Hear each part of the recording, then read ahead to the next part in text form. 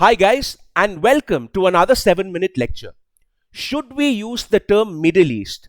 I always wanted to cover that, so I guess I just do that today because it's such a prime example of not just the Western bias in international relations, it's also a great example of the way in which Western terminology is just readily accepted by non-Western intellectuals and scholars without any critical analysis. Because it's not just the Western scholars who call the region the Middle East, and of course they would be justified in doing so because from their perspective and worldview, they just need a term to describe that region.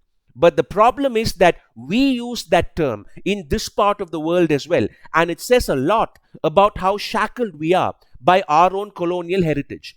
So the term Middle East, as you all know, is something used to describe a particular region. The great maritime military theorist Alfred Thayer Mahan is often credited by historians for having coined the term in 1902 in an article he wrote for the famous magazine National Review.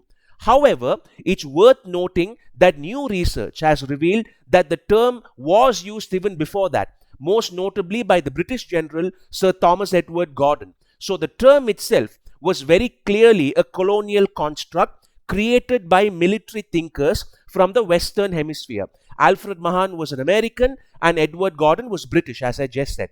And in fact, the term was popularized throughout the world in 1939 when the British Empire established what was known as the Middle East Command in Cairo to help them sort of flex their colonial muscles in that part of the world against the Axis powers. You can argue that it's a geographic term, although I would say that Middle East is far more accurate as a cultural term, just as how the West is just a geographic term on the surface, but in reality it's a term to describe Caucasian, white societies. The Middle East similarly, more often than not, is used to refer to the collection of Muslim countries in West Asia, along with Egypt as well. I think the term West Asia is what we should actually be using instead of Middle East, since it makes some kind of sense to call it that from a global and geographic perspective. I would urge all of you to Google the Middle East and just consider that region for a second. It's not in the middle of anything. The term Middle East makes absolutely no sense, especially if the idea is to split the world into a Western and Eastern hemisphere where Europe falls into the West and Asia falls into the East, which is what seems to be the intention as far as I can tell. So the question is, what exactly is this supposed Middle East in the middle of? And the answer is nothing. It's the middle of nothing. If anything, the region we call Central Asia today, that should logically be the place known as the Middle East, since it's in the middle, the center of Asia, the East. I get Japan and the Korean Peninsula being called the Far East. It might be a colonial term, but at least it makes sense because it really is in the Far East. But this term, the Middle East, doesn't make sense even in that context. Even if you believed in looking at the sort of the colored people beyond the Mediterranean as the East, even then, Arabia and Persia are not in the middle. In fact, the term that was commonly used to describe the Middle Eastern region before the days of the British Empire was Near East. That's what it was referred as. And I think that makes so much more sense as a word. Because even if you were looking at the world from Europe and you saw yourself as the West, then that region would logically be the Near East. The Central Asian region would be the Middle East, and East Asia would be the Far East. That fits pretty well. The term Near East was used to refer to the Ottoman Empire, for example, under which all these countries fell at the time. But once the Ottomans collapsed, so did the word. Interestingly, some claim that it indeed was West Asia and Central Asia that were referred to as the Middle East at some point. In fact, a British journalist and historian by the name of Sir Ignatius Valentine Shirole wrote a piece for the Times way back in 1903, only a year after Mahan wrote his article. And Ignatius claimed that the term Middle East should include everything in Asia until you got to India. But for whatever reason, the Times never really highlighted that article ever again. Once the Suez Canal problem came up in 1956, the term Middle East had officially become a part of the world politics lexicon.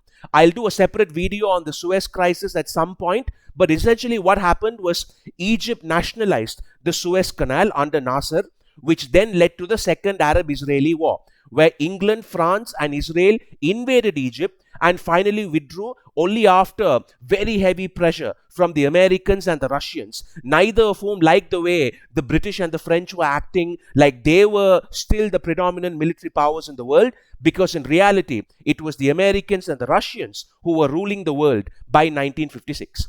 So as a result of this crisis, Eisenhower, who was the president of the USA at the time, came up with the Eisenhower Doctrine in 1957, which essentially characterized the region as the Middle East, and the term just stuck after that.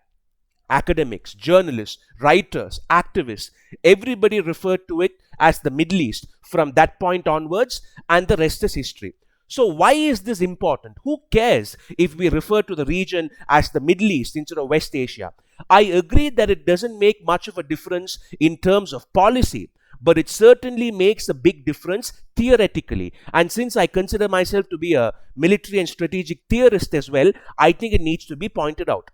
It's kind of like saying, what's the big deal in calling the Native Americans Indians? It doesn't really make a difference, which is partially true. But it's also the case that perceptions and worldviews can often be shaped by these labels. If you want to live in a Eurocentric bubble forever, then you can go ahead and keep calling it the Middle East, even though it's not in the middle of the East at all. But West Asia is a much more appropriate term. Even that label does have some problems, since Europe and Asia are themselves conceptual regions rather than separate continents, but at least it helps us move out and allows us to categorize the world with more accurate terminology. So tell me what you guys think.